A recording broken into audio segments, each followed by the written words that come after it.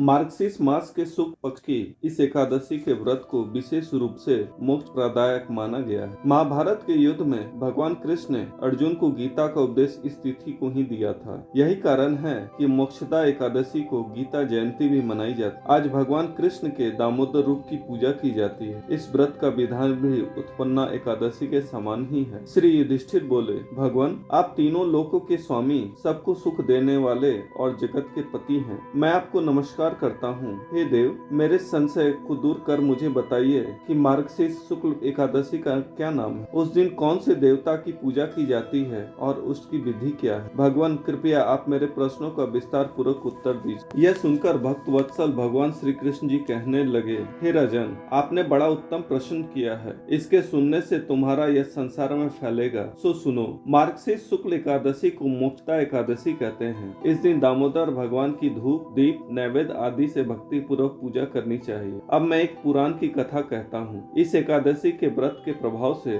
नरक में गए हुए माता पिता पुत्र आदि को स्वर्ग की प्राप्ति हो जाती। आप ध्यान पूर्वक इस कथा को सुनिए। गोकुल नगर में बैखानस नाम का एक राजा राज्य करता था। उसके राज्य में चारों वेदों के ज्ञाता ब्राह्मण रहते थे। एक समय रात्रि को राजा ने स्वप्न में अपने पिता को नरक में पड़े। इससे उसे बड़ा आश्चर्य हुआ और प्रातः होते ही ब्राह्मणों के पास जा अपनी स्वप्न कथा कहने लगा कि मैंने अपने पिता को नरक में पड़े देखा है और उन्होंने मुझसे कहा है कि हे पुत्र, मैं नरक में पड़ा हूँ, यहाँ से तुम किसी प्रकार मेरी मुक्ति करो। जब से उनके ये वचन मैंने सुने हैं, मेरा मन बड़ा अशांत है। मुझे इस राज्य, धन, पुत्र, स्त्री, हाथी, घोड़े आदि कुछ भी सुख प्रतीत नहीं होता। अब मैं क्या करूँ, कहाँ जाऊँ। इस दुख के कारण मेरा सारा शरीर जल रहा है। अब आप कृपया करके कोई तप, दान, व्रत आदि ऐसा उपाय बताइए जिससे मेरे पिता की मुक्ति हो जाए। उस पुत्र का जीवन व्यर्थ है जो अपने माता पिता का उद्धार न कर सके। राजा के ऐसे वचन सुनकर ब्राह्मण कहने लगे, हे राजन, यह समीप ही भूत, भविष्य, वर्तमान के ज्ञाता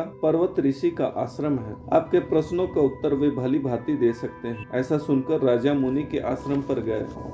उसी समय चारों वेदों के ज्ञाता साक्षात ब्रह्मा के समान पर्वत ऋषि बैठे थे। राजा ने वहां जाकर उनको साष्टांग प्रणाम किया। पर्वत मुनि ने राजा से कुछ कुशल क्षेम पूछी। तब राजा ने कहा, हे देवर्षि, आपकी कृपा से मेरे राज्य में सब कुशल है, परंतु मेरे मन में अत्यंत अशांति रहती है। उसका कुछ उपाय बताइए। ऐसा सुनकर पर्वत मुनि ने एक क्षण के लिए अपने नेत्र बंद किए और भूत भविष्य को विचारने लगे। फिर बोले, राजन, मैंने योग बल से तुम्हारे पिता के सब कुकर्मों को जान लिया है। उन्होंने पूर्व जन्म में कामातुर होकर सौत के कहने पर दूसरी पत्नी को ऋतुदान मांगने पर भी नहीं दिया। उसी पाप कर्म के फल से तुम्हारे पिता को नरक में जाना पड़ा। तब राजा बोले, हे महात्मन, मेरे पिता के उद्धार के लिए कोई उपाय बताइए। पर्वत मुनि बोले, राजन, आप मार्गशीर्ष शुक्ल एकादशी का व्रत करें और उस व्रत के पुण्य को अपने पिता को संकल्प कर दें।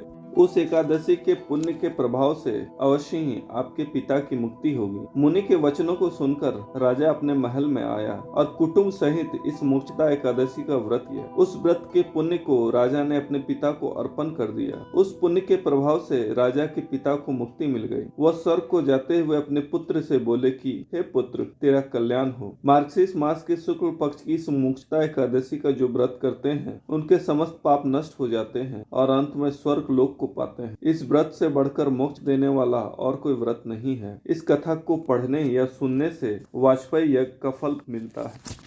दोस्तों, अगर आपको हमारे चैनल का कंटेंट पसंद है तो कृपया इसे सब्सक्राइब कीजिए और साथ ही बेल आइकन को दबा दीजिए ताकि आगे आने वाली ऐसी ही ज्ञानवर्धक एवं रोचक जानकारियां आपको समय समय पर प्राप्त होती रहे। जय श्री हरि।